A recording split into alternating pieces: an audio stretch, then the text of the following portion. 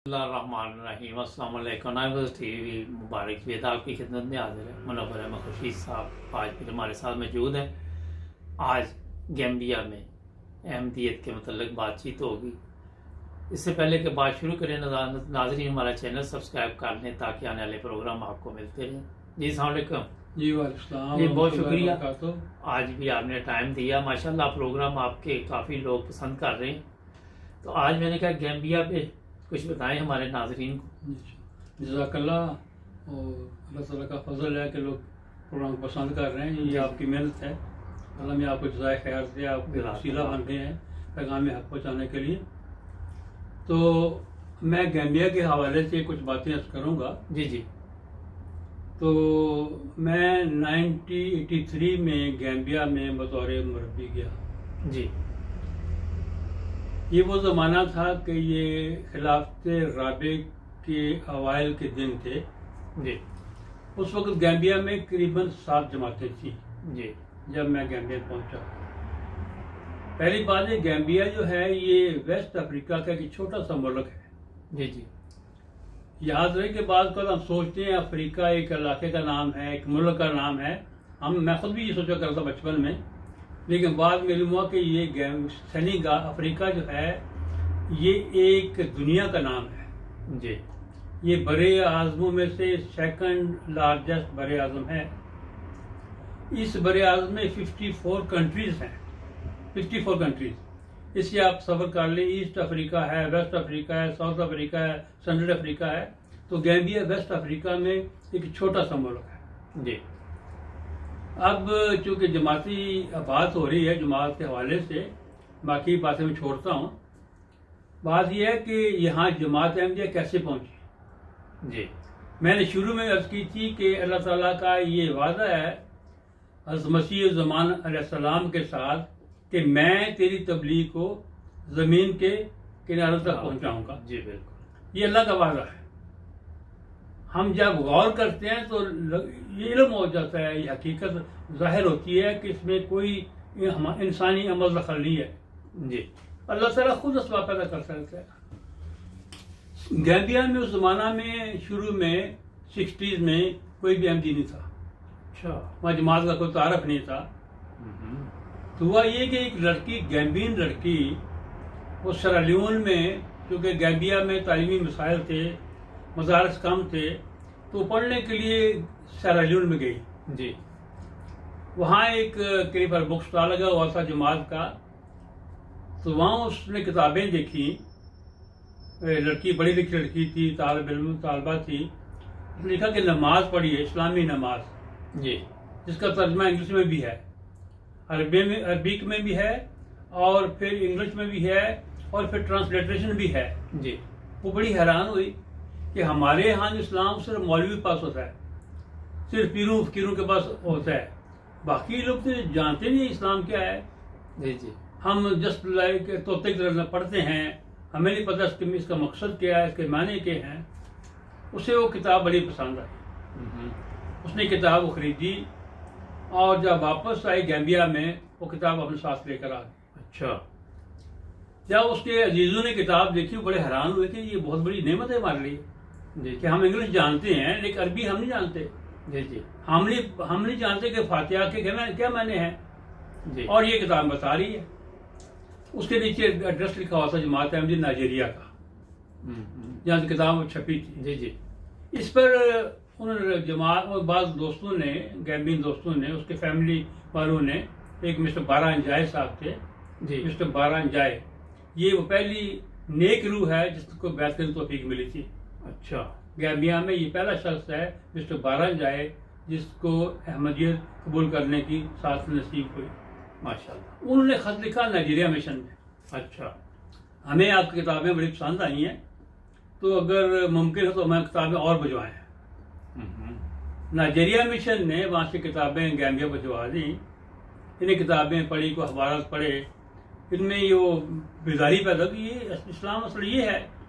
खैर उस पर उन्होंने रब्ता किया कि हमें को मुबल्लग भिजवा दें। जी। किताबों के अलावा वो जहाँ कर तबलीग करें। उन्होंने कहा वहाँ नसीम सैफी साहब हुआ करते थे जैसे मिशन इंचार्ज। उन्होंने कहा मैं तो नहीं कर सकता, ये हमारा मरकज है ना रफा वाला, वो कर सकते हैं। अच्छा। खैर मरकज से रब्ता कायम किया गया जी। उन्होंने फिर घाना से एक मुअल्लम को वहाँ भिजवाया तबलीग के लिए। अच्छा। कुछ अरसे के लिए जी जी। उन्हें तबलीग की, कुछ लोग अहमदी हो गए। उनके बाद फिर एक और मुअल्लम साहब आए, वो नाइजीरिया से आए। जी जी। उन्हें कुछ अर्सा तबलीग की। मीन वाइल जमात अहमदिया ने मुकर्रम मौलाना मोहम्मद शरीफ साहब को वहाँ बतौर अमीर और मिशन इंचार्ज भिजवा दिया। अच्छा। ये है बाकायदा जमात का आगाज वहाँ पर। जी। मुरब्बी के आने से बहुत पहले जी जी। वहाँ अल्लाह ताला ने अपने फरिश्तों के जरिया से जमात कायम कर दी। माशाल्लाह। मुरब्बी साहब ने आकर उस काम को संभाला है। जबरदस्त। जो बीज फैला है, जो पौधा लगा है, उसमें किसी मुरब्बी का कोई दखल नहीं है। अच्छा। ये खुदा के फरिश्ते हैं, जिसकी जाती है, किताब देती है, वापस आती है, ये सारा काम हुआ सारा। माशाल्लाह। अब बात यह कि जब वो वापस आते, मौलाना शरीफ साहब आते हैं, फिर आहिस्ता आहिस्ता जो मुखालफिन वो बेजार हो गए। जी। अरब लोग भी और बाकी मौलवी साहबान भी, मुखालफत शुरू होगी। बहरहाल अल्लाह ने फजल किया, लंबी बहुत सी दास्तानें हैं, किस्से कहानियाँ हैं, वाक़यात हैं, लेकिन मैं इस पर इक्तफा करता हूँ। जी। तो आगे फिर अल्लाह का फजल से जमातें कायम होना शुरू हो जाती हैं। माशाल्लाह। वहाँ पर एक खास आदमी जिसका मैं जिक्र करूँगा, जी। वो गैम्बिया के एक बहुत बड़े आलम हैं। जी जी। उनका नाम है अलहाज इब्राहिम अब्दुल कादर जिकनी। जी। ये एक खानदानी पीर फैमिली है ठीक। और बड़े आलम दीन के अपने इनका बहुत बड़ा मदरसा है। जी जी। यहाँ लोग नेबरिंग कंट्री से पढ़ते हैं और पढ़कर फिर जाकर अपने मुल्क में वो तबलीग करते हैं अपने हिसाब जी। से, जो उनका अकीदा है, ये मसलक है। ये उन दिनों के बाद गए हुए थे अच्छा। किसी और जगह पर। जी। तो उनके बाद बड़ी जमात की मुखालफत हुई। तो जब ये वापस आए तो बाद उलमा ने मीटिंग की कि यार ये अहमदी आ गए, ये तो फैल जाएंगे, हमें चाहिए कुछ, ये हमारा फर्ज बनता है कि हम दिफा करें, जी जी। वरना ये तो पता नहीं क्या चीज है, ये काफिर है, यहूदी ईसाई जो भी हैं, ये तो फैल जाएंगे, जी जी। हमें इनका मुकाबला करना चाहिए। उन्होंने 3 आदमी को मुंतखब किया कि आप 3 बड़े आलम हो, जी। आप जाकर उनके अमीर से बात करें ठीक। और बताएं और साबित करें कि आप झूठे हैं, आप काफिर हैं, आप यहाँ कामयाब नहीं हो सकते। अच्छा। उनमें ये भी शामिल थे, ठीक। अलहाज अब्दुल कादर जिगनी साहब उसमें शामिल थे। जी। जिगनी साहब ने 40 सवाल तैयार किए। ठीक। 40 सवाल तैयार किए और सवाल लेकर अपने दोनों रफका के साथ मिशन हाउस में आ गए। अच्छा। जब वहाँ पहुँचते हैं तो मौलवी साहब ने उनको वेलकम किया, आइए बैठे, चीज रखें। वो बैठ गए। मौलवी साहब ने पानी पिया, कहते हम नहीं पानी पियेंगे, चाय नहीं पी, क्योंकि समझते थे ये काफर हैं, अच्छा। इनके साथ पानी पीना और ये कुफर हो जाएगा, हम भी काफर हो जाएंगे। खैर मौलवी साहब फरमाया ठीक है आप आए हैं, मेरा फर्ज बनता है, पेश किया पानी, आप फरमाएं आप किस लिए आए हैं, आप कौन हैं, तारफ कराएं। जी। उन्होंने बताया कि हम उलमा हैं इस मुल्क के जी जी। और हमारा ये मिशन है कि हमने आपसे कुछ सवाल पूछने हैं जी। कि आपने क्या मतलब शुरू कर दिया है लोगों को खराब करने के लिए, तो हमें वो ये साबित करें आप कौन चीज़ है। क्या ठीक। खैर उन्होंने कहिए आइए आप सवाल पूछें। तो जिगनी साहब ने अपनी वो लिस्ट खोली और पहला सवाल पढ़ा। जी। मौलवी शरीफ साहब बैठे हुए थे बड़े आराम से, बड़े आलम दीन थे माशाल्लाह, बहुत आलम थे, बुजुर्ग आदमी थे, खाली हाथ बैठे हुए थे। जी जी। फरमाया है कुरान पाक खोलें और फलां सूरत की फलां आयत में पढ़े जा। माशाल्लाह। वो मौलवी से ये हाफिज भी थे जो बाकी उलमा थे, उन्हें कुरान शरीफ खोला, उनका हाँ ये आयत करीम के इसके मैंने क्या बनते हैं। वो शरीफ नफ्स लोग मैंने बताया अफ्रीकन शरीफ लोग जी होते जी हैं। आपने बताया था। तो उन्होंने कहा हाँ ये तो जवाब दुरुस्त है आपका, अच्छा। सेटिस्फाइड। उन्होंने फिर एक और सवाल पूछा जिगनी साहब ने जी। कि इसका जवाब बताएं जरा। फिर मौसम का कुरान पाक खोलें, फलां सूरत की फलां आयत में देख लें आप जवाब इसका, जी जी। मैं कुछ नहीं कहता।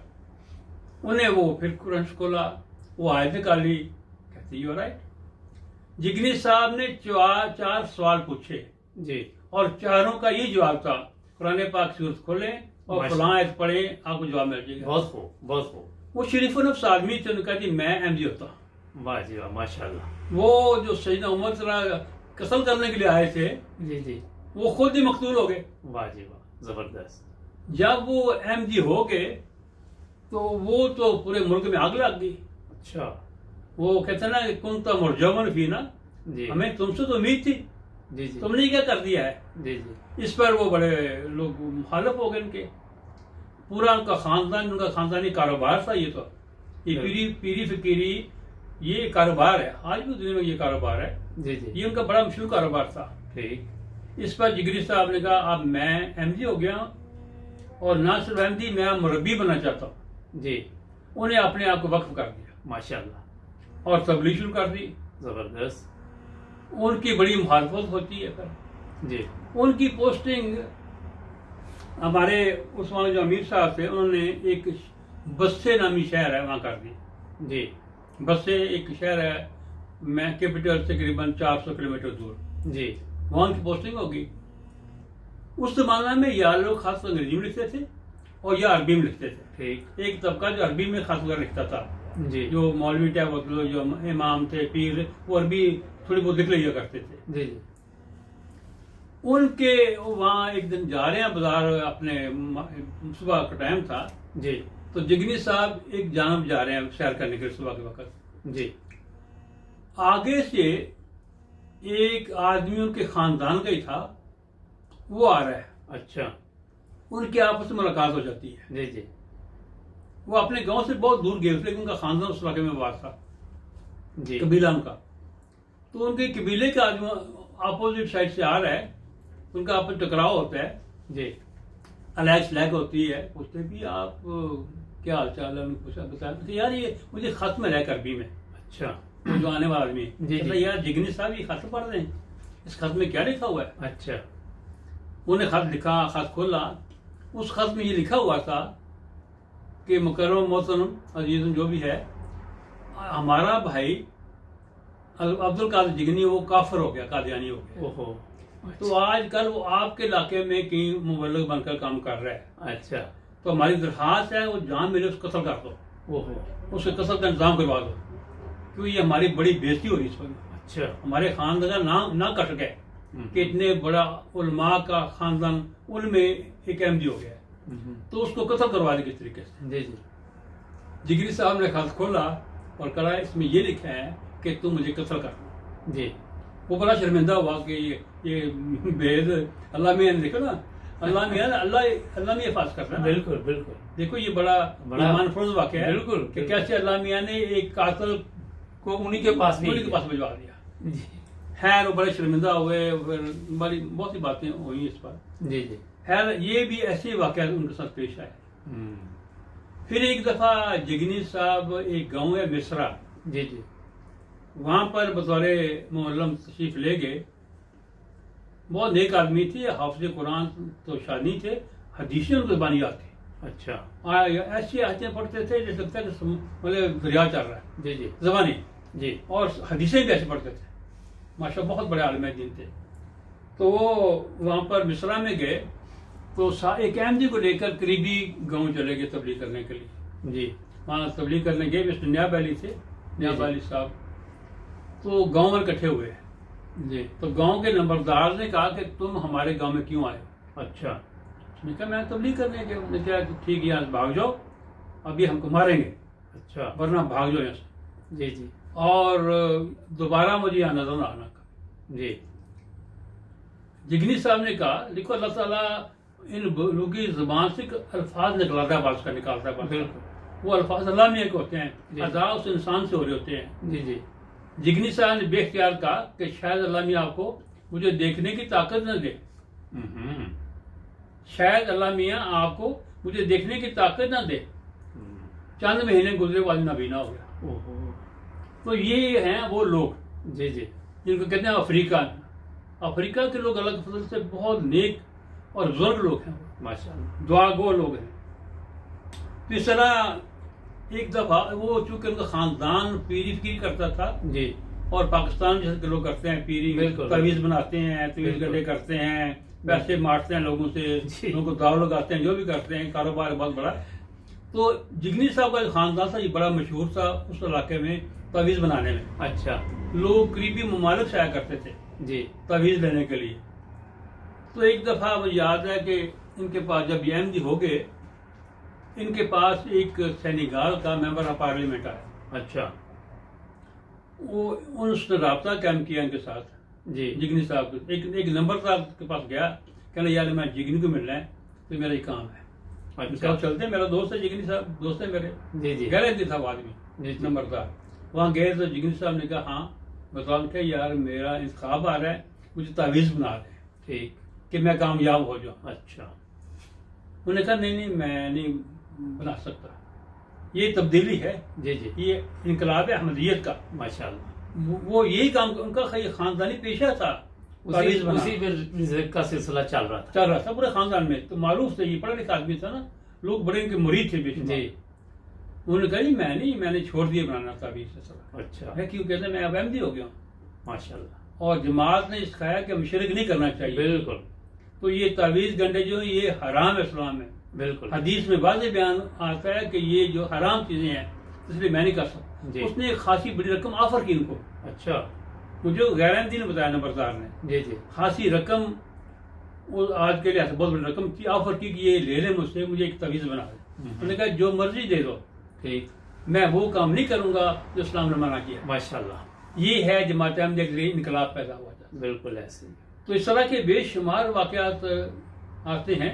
जी जी मेरा एक और इस तरह का वाकया एक और भी आ जाता है साथ में। एक मेरा दोस्त था, वो गरीब आदमी था, एक फलानी ट्राइब, वो जो लोग होते हैं वो गायें पालते हैं। गायें जी भैंस तो वहाँ कंसेप्ट ही अफ्रीका में भैंस का, तो गायें वगैरह पालते हैं, ठीक। भेड़ बकरियां पालते हैं। तो वो उसको थोड़ा टेक्निक थी कैसे वो इलाज करते हैं जानवरों का। जी जी तो वो कुछ तवीज़ वगैरह कर लेता था। हाँ हाँ तो वहाँ एक दिन शहर में गया, तो करीबी शहर में गया, तो वहाँ एक डॉक्टर था वेटरनरी। अच्छा वो कहता है, उसका नाम था मिस्टर गौतम। जी। कहता मिस्टर गौतम मुझे एक तवीज़ बनाओ यार, मेरी गाय बीमार हो गई। अच्छा तो वो कहने लगे कि बात यह है कि मैं नहीं बना सकता तवीज़ को। ठीक। कहना क्यों? कहता है मैं मुसलमान हो गया हूँ। अच्छा कहने मुसलमान तो बचपन से हो, जी तुम तो शुरू से मुसलमान हो, ये क्या नया मुसलमान? क्या मैं अब एमडी हो गया। जी और अहम मुझे जमात ने सिखाया है, अहमदी ने सिखाया है कि इस्लाम में तवीज़ गंना जो है ये हराम है। जी हमें सिखाया गया इय्या का ना बोलो इय्या का नस्ता, वाह जी वाह। हमें ये कहा गया। बिल्कुल इसलिए ये है वो इनकलाब जो जमात अहमदिया के जरिए में पैदा हो रहा है। तो माशाल्लाह। फिर अल्लाह के फजल से अब तो जमात अहमदिया बहुत फैल चुके गैम्बिया में। माशाल्लाह। अच्छा रफी साहब, ये तो काफ़ी अब प्रोग्राम आपके पास काफ़ी वाकयात हैं। जी। आप जब गए आपको क्या मुश्किलात थी वहाँ पे? मुश्किलात मैंने पहले बताया था, मुश्किलें इतनी पड़ी कि आसान हो गई। बात यह कि जब असल बात यह कि एक मुरब्बी जो है उसमें एक जुनून होता है काम करने का। जी अगर वो मुश्किलात को ज़ेरे निगाह रखे जी। तो वो काम कर नहीं सकता। बिल्कुल ऐसे। और जितनी भी मुश्किल आपको आती है वो मुश्किल आसान हो जाती है। माशाल्लाह। तो अच्छा बात यह है कि मैं मुश्किल का बात करता हूँ जी कि मैं एक गांव में गया, जी जी तो वहाँ पर मैंने जाके, छोटा सा गांव था, वहाँ पहुँचा, मैंने उनको तबलीग इंग्लिश में शुरू की। कहते हमें 19 साल लगा कि हमें नहीं इंग्लिश आती। ठीक। फिर मैं अरबी बोली, जी कहते हमें नहीं आती। अच्छा फिर मैंने बड़ा गुजारा कर लिया, वापस आ गया। जी मैंने फील किया कि जब तक जबान नहीं आती आप तबलीग नहीं कर सकते। नहीं कर सकते। मैंने फौरन आकर कापी ली, पेन लिया और जबान सीखनी शुरू कर दी। जी फिर मैंने कुछ अर्से में जबान सीख ली लगभग, माशाल्लाह। तो उससे फिर वो काम आसान हो गया। आसान। अच्छा ये बताएं, जब आप वहाँ गए बगैर फैमिली के गए जी जी। तो वहाँ पे खाना वगैरह पकाना वो किस तरह होता था? आप खुद पकाते थे? बात यह है कि डिपेंड करता है आपका ज़ौक़ क्या है, आपका शौक़ क्या है। मैं एक देहाती आदमी हूँ, खालिस देहाती आदमी हूँ। मेरे वालिद साहब गरीब आदमी थे, जिम्मेदारा करते थे हम लोग, तो हम सादा खाना खाया करते थे। अच्छा। तो अफ्रीकन लोग भी सादा लोग हैं, अच्छा तो ये एडजस्ट कर लें, अपने आप खाना खुद करते थे हम। और वहाँ पर एक कंसेप्ट ये भी होता है कि आप किसी फैमिली से उसको कहते हैं बॉल, आप बॉल उसको रेंट कर लेते हैं, ठीक है। तो वो खाना बनाते हैं, हम खाना ले आते हैं। देखो वो तो अफ्रीका का खाना तो था। खाना हम खाना खाते हैं जब तक। हाँ ये बुनियादी बात, जब तक आप किसी कौम का खाना नहीं खाते, जी हलाल खाना, जी। आप उनको तब्लीग कर सकते हाँ हाँ। हैं। आपको इल्म होना चाहिए कि you are part of their family, फिर ही बात सुनेंगे। अगर इसका आप मतलब ये है कि किसी अगर भी- जायका नहीं भी फिर भी खाना नहीं, पड़ेगा। फिर वो जायका आपको आ जाएगा आपको। अच्छा। अब बात ये इंटरेस्टिंग बात है कि मेरे बच्चों, मेरे आप भी मेरे घर में खाना पकता है, अफ्रीकन खाना बनता है, जी जी। और फिर सारा मेरी फैमिली, अब मेरी बेटियां सारे आते हैं खाना। अच्छा। हम ओ यस, यहाँ पर परसों हम खाना बनाया था, और कल रात को मेरी बेटी ने खाना बनाया था, उसके कहते हैं डोमाटा, अच्छा वो मूंगफली का सालन बनता है, अच्छा। चावल मूंगफली, वेरी टेस्टी। तो हम सारे मेरे बेटी उनको आए और खाना खाया, तो हम तो अफ्रीकन हो गए ना। अच्छा माशाल्लाह। अच्छा ये एक वैसे ही सवाल है कि बकायदा तौर पे आपने ये जब मुरब्बी बनते हैं तो ये खाना पकाना सिखाया जाता है? ये थोड़ा सा ये भी इंफॉर्मेशन होनी चाहिए ना। हाँ, जब मुरब्बी बनता है शुरू में अकेला होता है पाकिस्तान में भी, जी तो कुछ करना पड़ता है उसको। जी तो फिर कहते हैं, जब वो कहते हैं ना, वो जरूरत याद की माँ है, जी। जब मुश्किल पड़ती है फिर आप सीख जाते हैं, ठीक। अच्छा बनाते हैं फिर। जबरदस्त। कोई ऐसी बात नहीं है। तो और भी मसाइल होते हैं अकेले आदमी के लिए, कपड़े वॉश करने, प्रेस करने, ये सब खुद करना पड़ता है। अफ्रीका में ये अल्लाह का फजल इसलिए ऐसे कि आपको लेबर बड़ी सस्ती मिल जाती है। नहीं नॉर्मल अगर कहीं पर नहीं तो खुद करना पड़ेगा। और यस, कपड़े धो लेते हैं, हम धोते थे, इसलिए करते थे। ठीक। तो बहरहाल उसमें ये कोई नहीं कि नखरे शखरे कोई नहीं कि ये कोई तो नखरा वो- वखरा नहीं। ये मैंने इसलिए सवाल नादरीन पूछा कि ये हमारे जो दोस्त देख रहे हैं उनको पता होना चाहिए जो भी कि बड़ी कुर्बानी देनी पड़ती है। आप देखें कि बता रहे हैं कि कपड़े भी खुद वॉश करने पड़ते हैं, इस्त्री भी करने पड़ते हैं, खाना जो भी, और उसके मुताबिक जहाँ का मुल्क हो उसके मुताबिक इनको अपने आप को बनाना पड़ेगा, तो फिर इस सिस्टम में आ सकेंगे वरना ना। कामयाब नहीं सकते। वरना कामयाब नहीं हो सके। नाज़रीन हमारे चैनल को सब्सक्राइब करें, ज़बरदस्त बातें इंशाल्लाह फिर भी आपके साथ प्रोग्राम होते रहेंगे।